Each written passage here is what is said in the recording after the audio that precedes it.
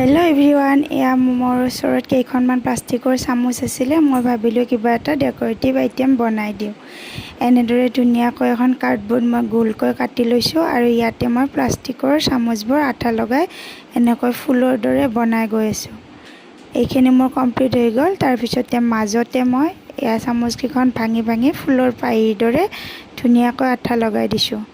কৰোঁতে বহুত সময় গৈছে, কিন্তু দেখিবলৈ খুব ধুনীয়া হ'ব। চাই থাককচোন, আগলৈ ভিডিঅ'টো আপোনালোকে দেখিবলৈ পাব। এইটো মই ধুনীয়াকৈ আঠা লগাই শুকাই হৈ গ'ল। তাৰপিছত ইয়াত মই দুটা বনাইছোঁ।